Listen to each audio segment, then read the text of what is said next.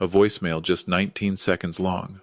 Later, I'd play it over and over, sitting in my workshop, even though I knew every word by heart because that's the kind of thing an old engineer does when his hands need something to keep busy while his chest is still fumbling to make sense of what it's feeling. Just 19 seconds. Long enough for a man almost 30 years younger than me to tell me to pack up my things and clear out of the house I'd paid to own since before he was old enough to legally drink.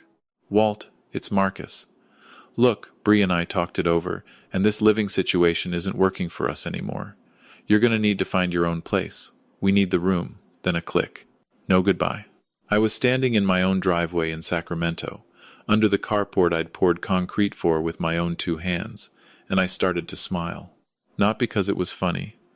Because I was free. Let me back up, because if you've ever been slowly pushed out of your own life by people you'd have died for, I think you'll understand exactly why a grown man smiles at a moment like that. My name's Walter Hale. I'm 63 years old. I spent 34 years as a structural engineer here in the Sacramento Valley, designing things that had to hold bridges, parking structures, a wing of the Children's Hospital out on Stockton Boulevard. I know how weight moves through a building. I know how a beam that looks solid can be carrying a crack you can't see until the day it lets go. I understand tolerance and stress, and the exact moment a structure gets asked to bear more than it was ever built to hold. I thought I understood people the same way. I was wrong about that for a long time. My daughter Bree was always the brightest thing in any room. Sharp, ambitious, stubborn in the way that makes you proud and tired in equal measure.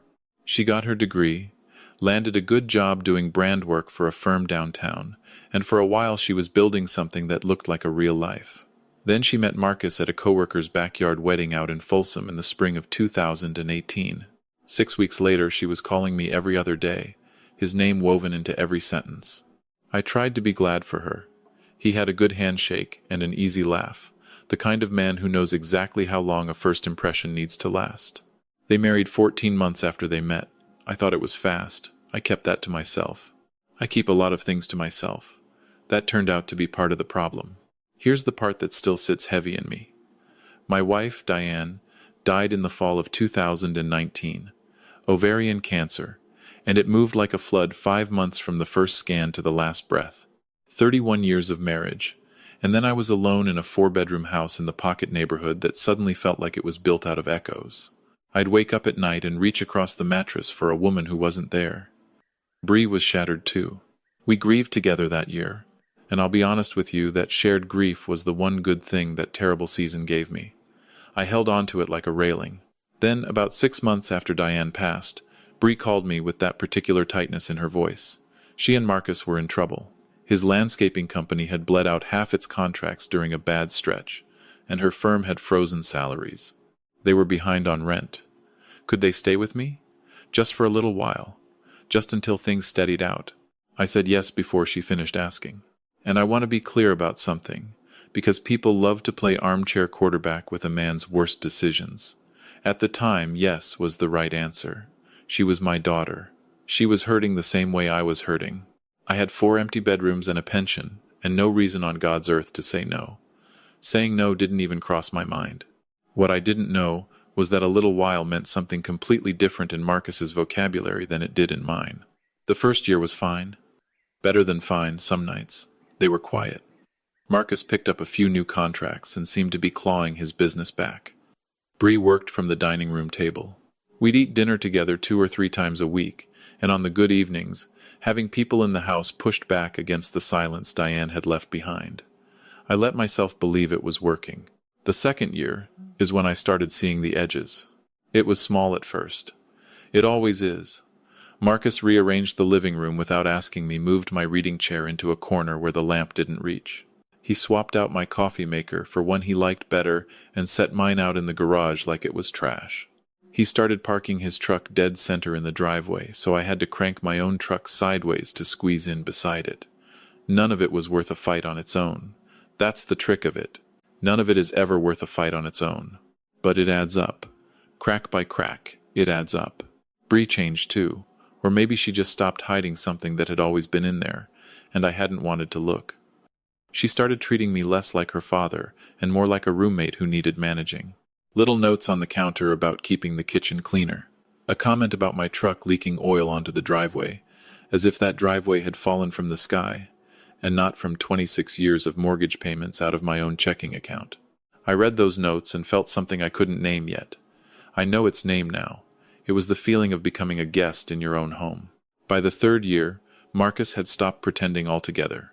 He worked when he felt like it. The landscaping company technically still existed, but he'd shrunk it down to 3 or 4 clients, and spent most of his days on my couch watching games and sketching out big plans he never once followed through on. Bree's paycheck carried the two of them. My roof, my power bill, my groceries carried everything else. One night, around 2 in the morning, when sleep wouldn't come, I sat down and did the math the way I'd done load calculations my whole career. 4 years of housing, food, utilities, all of it. The number came out somewhere north of $170,000. Neither of them had ever offered me a single cent. And here's what I want you to understand. I wasn't keeping that number out of bitterness. I was keeping it the way you log a stress reading you don't like. Quietly, carefully, waiting to see if it would get worse. It got worse. The comments started the way these things always start, in some kitchen somewhere small enough to deny. One night Marcus told a buddy over dinner, with me sitting 12 feet away, that living with an old guy who's set in his ways was a lot to deal with. He laughed when he said it. I was close enough to count the ice cubes in his glass. Another time Bree suggested, gently, that I think about downsizing because the house is a lot to keep up at your age. I was 62. I ran the levee trail 3 mornings a week. I'd rebuilt the back deck myself the summer before Diane got sick. But sure, a lot to keep up. I said nothing. I'm good at saying nothing. That was never my strength. It was my wound. If you've ever swallowed 100 small disrespects to keep the peace, telling yourself that love means absorbing things, I need you to hear me. There's a difference between patience and disappearance. I didn't know that yet. I was still learning it the slow way. Then I met Carol. It was at a neighborhood association meeting, of all the unromantic places on earth. She was 60, recently retired after 30 years teaching high school English out in Elk Grove. Quick, funny, completely unimpressed with her own opinions in the way genuinely smart people often are. We started with coffee, then walks along the river, then dinner. For the first time since Diane, I felt like a man, and not just a widower keeping a house warm. I told Bree about her on a Sunday afternoon. I kept it simple. Said I'd been seeing someone, that it felt good, that I was happy. Bree set down her mug. She looked over at Marcus, who was leaning against the counter, and something passed between them, a current. I felt it before I understood it. "Dad," she said, and her voice had dropped into a register I didn't recognize. "Careful, rehearsed. I think you need to slow down. You're still grieving Mom. This sounds like a rebound. I told her your mother has been gone 3 years. I told her I'd like to have Carol over for dinner. I said I thought she'd like her." That's when Marcus set his coffee down and said the thing that changed everything. "Yeah, I'm not really comfortable with that. We live here too. We should have a say in who comes into our home." Our home. I want you to sit with those 2 words the way I had to. Our home. 4 years inside the house I'd built my whole life around, and somewhere along the line the word our had slipped in and rewritten the deed in everyone's head but mine. Nobody had asked me. Nobody had needed to. That's how it works. They don't seize the house. They just start saying our, and they wait to see if you'll correct them. I didn't correct him, not then. I picked up my keys, said I had errands, and walked out. Now here's something I need to be honest with you about, because I think this is where most people would have lost it. If that had been me 10 years earlier, I'd have stood in that kitchen and let 4 years of swallowed words come roaring out. I'd have made a scene I couldn't take back. But I didn't feel like yelling. I felt something colder and clearer than rage. I felt the quiet that comes over me right before I solve a problem I've been circling for months. I drove to Carol's apartment and told her everything. She listened the way teachers learn to listen all the way through, no interrupting. When I finished, she just asked, "What are you going to do?" "I don't know," I said. But under that answer, I did know. I just wasn't ready to say it out loud yet. I came home around 10. The house was dark and quiet. I went out to my workshop in the garage and sat at my bench, where I'd been building a model for the better part of a year, a quarter-scale replica of the Sundial Bridge up in Reading, the one Diane and I had walked across on our anniversary. Hand in hand, the year before she got sick. Hand-cut basswood, The kind of project that punishes impatience and rewards a man who's willing to start a piece over when he gets it wrong. My phone buzzed. A voicemail. I almost didn't play it. Then I did. And you already know what it said. Walt, it's Marcus. Bree and I talked it over, and this living situation isn't working for us anymore. You're going to need to find your own place. We need the room. 19 seconds. A landlord serving a problem tenant. No conversation. No knock on the workshop door. A voicemail. I set the phone down on the bench. I looked at the bridge half finished, the deck not yet laid. And I thought about structures, about what holds and what doesn't, and why. About foundations that get asked to carry more than they were poured to bear. Then I picked the phone back up and called my attorney. His name is Raymond Ortiz. We'd done property work together for 15 years, going back to when I was still buying rental units around the county. It was late, so I left a message. He called me back in 7 minutes, which told me everything about how he keeps his phone close. I told him I needed to talk about my estate documents and my property situation, and that some of it was time-sensitive. We set it for 8:30 the next morning. I need you to understand something, because people assume what came next was a decision made in anger. It wasn't. The anger was down there somewhere, sure, in the basement of me, but it wasn't driving. What was driving was something I'd let go quiet for 4 years. Self-respect, that's the word. Self-respect that I'd filed away like a tool I told myself I didn't need anymore. And here's the part that surprises people. I'd actually started building toward this moment 2 years earlier. After Marcus's very first "our home" comment, I'd gone to Raymond's office for what I called a routine estate review. I updated my trust. I confirmed the deed. I checked that every utility account, every insurance policy, every tax record showed exactly one name, mine. I'd been watching the way this whole thing was developing, and I did what engineers do when they see a primary support starting to fail. I built redundancy. I laid out alternate load paths for the day the main structure gave way. So when Raymond and I sat in his conference room the next morning, I already knew the answers. I asked anyway because you check your numbers even when you're sure. They have no legal claim to the house, I said. None, Raymond said. Sole ownership has been continuously yours. No written agreement, no contribution to the mortgage or taxes. In the eyes of property law, they're guests who overstayed. He paused. Long-term guests with some statutory tenant protections, given how long they've been there. We'll have to follow proper notice procedure. How long? 30 days written notice, served correctly. If they don't go, we file for unlawful detainer. With the documentation you've got, it moves fast. Draft it, I said. I want it served by the end of the week. He nodded and made a note. Then he looked up. There's the other thing you mentioned. The co-signed accounts. 3 years back, Marcus had needed a co-signer on a truck loan. $31,000 for a commercial vehicle for the landscaping business. Bree had asked me, and I'd said yes. A year after that, a second loan equipment, another $16,000. I was on both.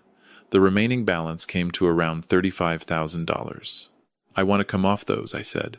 Raymond made another note, possible under a change of circumstances argument. Since you're formally separating the living arrangement and can document the estrangement, the lenders have grounds to reassess.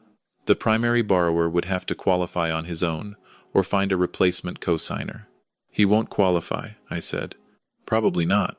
Not with that income-to-debt ratio. Raymond looked at me over his glasses for a long moment. Walter, this is your son-in-law, your daughter. I held his eyes. My son-in-law left me a voicemail telling me to get out of my own house. My daughter didn't call to say she was sorry. Raymond nodded slow.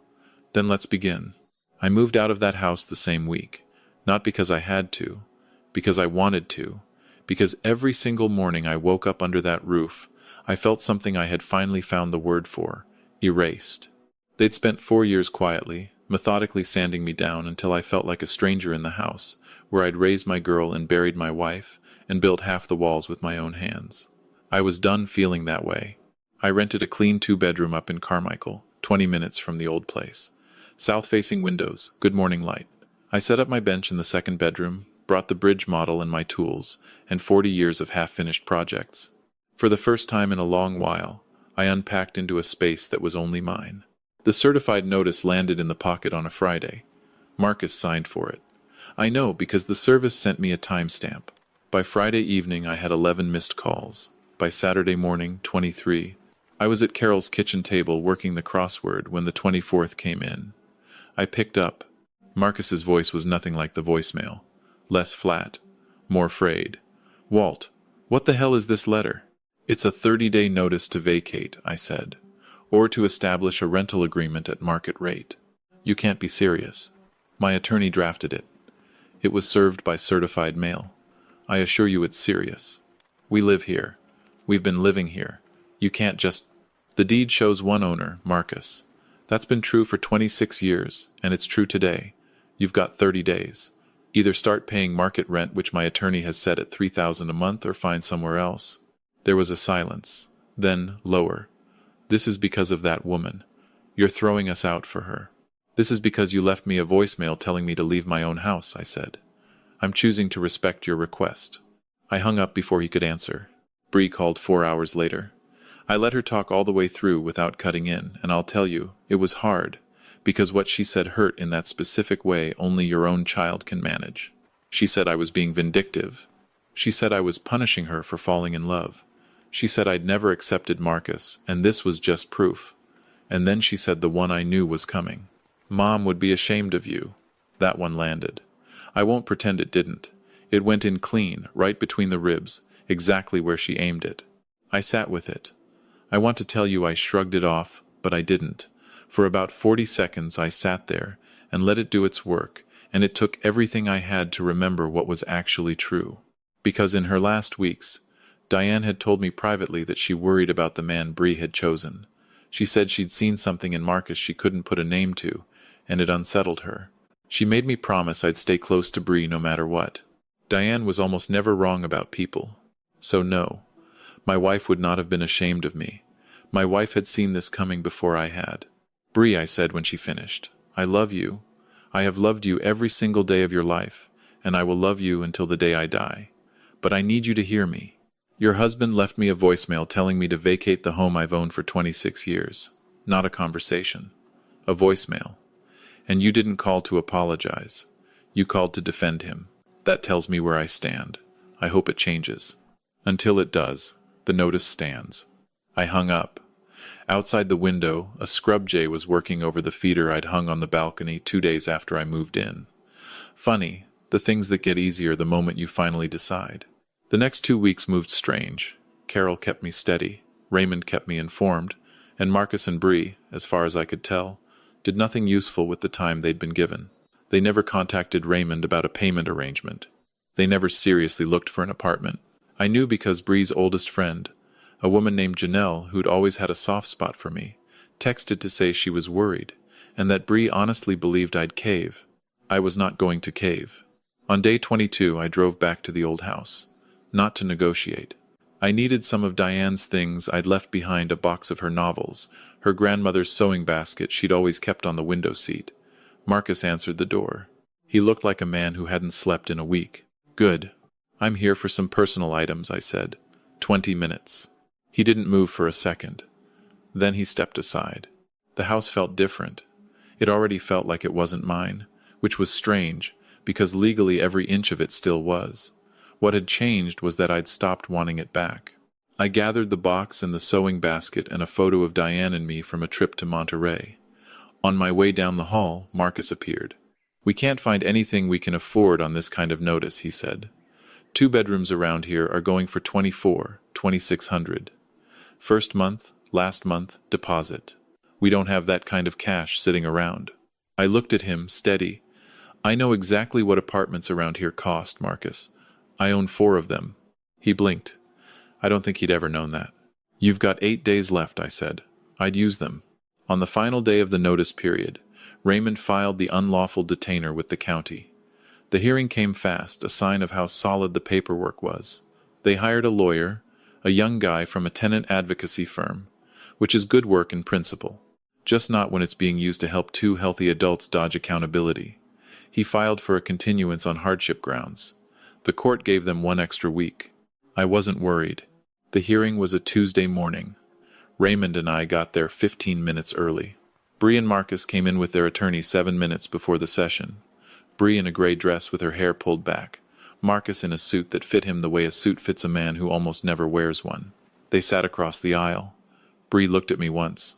I looked back. Neither of us smiled. Now, I want to slow this part down, because this was the moment 4 years had been building toward, and I felt every second of it stretch. The judge was a woman in her late 50s named Pruitt, with the expression of someone who'd sorted this exact dispute into a category about 45 seconds after reading the file. Raymond laid out our case the way I'd have laid out a load analysis. The deed, 26 years of mortgage and tax payments in one name, the utility accounts, the certified notice, and the delivery confirmation. The full accounting of 4 years of housing costs $170,000, and change organized in tabbed binders.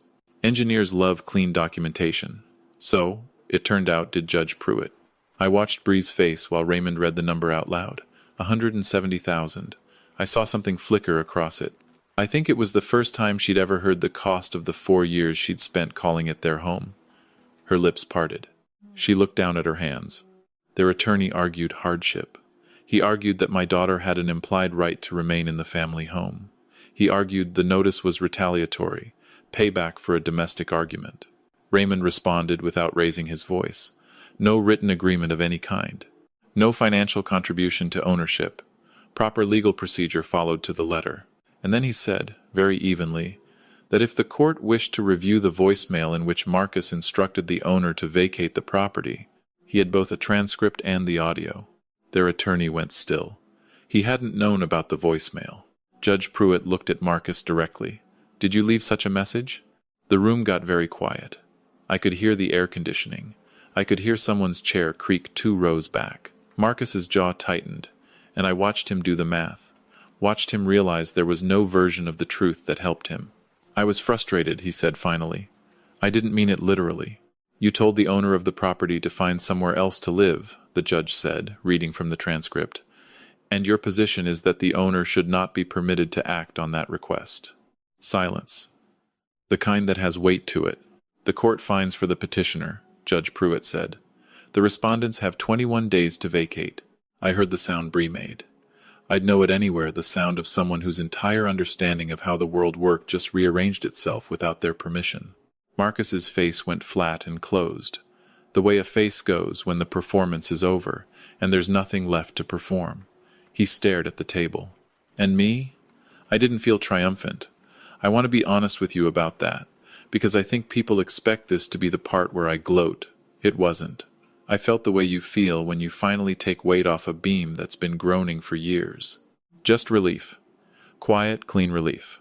Outside, in thin February sunlight, Raymond shook my hand and asked what was next. I'm selling it, I said. I'd decided that 2 weeks earlier. Not because I needed the money, though the number would be real. Because I didn't want to live one more night in a house that held 4 years of being treated like an inconvenience. I wanted to start clean. The listing went up that week. 4 bedrooms, mature trees, good school district, priced at $760,000. Within 6 days I had 3 offers. I took the highest $785, cash, 30-day close. A young family relocating from Portland with 2 kids and a golden retriever and a very specific list of what they wanted in a neighborhood. They struck me as people who'd fill the place with the right kind of noise. Meanwhile, the cosigner thing had been moving in parallel. I'd filed the withdrawal paperwork with both lenders 2 weeks before the court date. The truck loan cleared in 9 business days. Confirmation came the same morning we were in court. The equipment loan took 3 days more. Both banks sent Marcus certified letters saying that because of the change in cosigner circumstances, his accounts were under review, and the full balances could come due if he couldn't qualify on his own or find someone to replace me. He couldn't qualify. His income had been a mess for years, and without my name behind him, every metric failed. And there was nobody else in his life with the credit and the willingness to take on $35,000 in joint debt. His parents weren't in a position to help. Bree's salary alone didn't carry it. The commercial truck, the one for the business he'd mostly stopped running, was repossessed on a Thursday. Carol saw the notice on a neighborhood app and told me with a careful look, the kind that asks whether you're okay. I was okay. They left the old house on day 21. The property manager I'd hired did the walkthrough that afternoon, and the report wasn't good. Damaged interior doors. A hole punched in the drywall of the master closet. Deep gouges in the hardwood in the hallway that looked like furniture had been dragged on purpose rather than lifted. A crack across the glass of the patio door that hadn't been there before. The repairs ran $11,000. I filed a claim and a civil damages report. One more thread in a fabric of consequences Marcus was slowly learning he'd have to wear. The sale closed in early spring. The new family's little girl wrote her name in chalk on the front step the first evening they had the keys. I happened to drive by and saw it, and I felt something I can only describe as right. That house needed new handwriting in it. It had needed it for years. The net, after the mortgage payoff and closing costs, came to a little over $600,000. I bought a smaller place out in Winters, a town Diane, and I had always loved, west of the city where the land opens up, farmhouse style. 2 bedrooms. A real workshop and a back porch that faces west toward a stand of old oaks. I moved in late spring, and the very first thing I hung on the workshop wall, before I unpacked a single box, was the bridge. 3 weeks later, Bree called from a number I didn't know. I answered. Her voice was quieter than I'd heard it in years. Some of the hardness had gone out of it. Dad, it's me. I know. We're in an apartment in North Highlands. It's fine. We're fine. A pause. Marcus lost the rest of the contracts without the truck. He's looking for work. Another pause. Longer. I'm not calling to ask for anything. I waited. I've learned the power of waiting. I've been thinking about what you said. That I didn't call to apologize. Her breath caught. You were right. I should have called you the night he left that voicemail. I should have told him he was wrong, and told you I was sorry. That same night. I didn't, and I don't fully understand why I didn't. I've been talking to a therapist about it. She stopped. Anyway, I just wanted to say it. I'm sorry. For at least that much. For at least that much. And right there is how I knew she meant it. A strategic apology doesn't admit how much is still left unsaid. Only an honest one does. Thank you, I said. That means something. Are you okay? Are you happy? I looked out the workshop window at the oaks. A red-tailed hawk was riding a thermal somewhere over the ridge. Carol was coming for dinner. The bridge was maybe 3 weeks from finished. I am, I said. For the first time in a long time, I really am. The quiet that followed wasn't cold. It was the kind of quiet that means someone is sitting with a true thing they hadn't expected to hear. I'm glad, she said. And I believed her. We didn't make plans. We didn't promise weekly calls. I told her she could reach me at this number whenever she was ready, and she said okay, and we hung up. I stood in the workshop a long while after that. And here's what I want to leave you with, because I've had a lot of quiet evenings out here to think it through. This whole thing taught me that a structure that's been compromised doesn't always have to come down. Sometimes you can shore it up, reinforce the weak sections, build new load paths around the damage, and end up with something more honest than what was there before. Not the original that's gone, but something new, something that knows exactly where its weak points are. Whether that ever happens with Bree and me isn't a promise. It's a possibility. And which one it becomes depends entirely on the choices that come after. But the bigger thing, the thing I most need you to hear if any part of this story felt like looking in a mirror, is this. The mistake most people make, the mistake I made for 4 years, is confusing love with disappearance. I told myself that being a good father meant absorbing every small disrespect without complaint. That patience had no bottom. That kindness meant letting myself be sanded down to nothing. It doesn't. Kindness is not weakness, and patience is not a standing invitation to be used. There is no version of love not parental, not any kind that requires you to accept being erased. And here's the part that took me the longest to understand. The most ethical thing I did in this entire mess wasn't the notice or the cosigner paperwork or the sale. It was the moment I refused to keep pretending, because pretending wasn't protecting anyone. It was just delaying the day of reckoning and calling the delay love. So here's what I'd ask you to do today. If this hit close to home, just one thing. Find the one disrespect you've been telling yourself. Doesn't matter the small displacement you keep absorbing to keep the peace, and say its real name out loud, even if it's only to yourself. Naming it is where everything starts. And then sit with this question, the one I had to sit with on my worst night.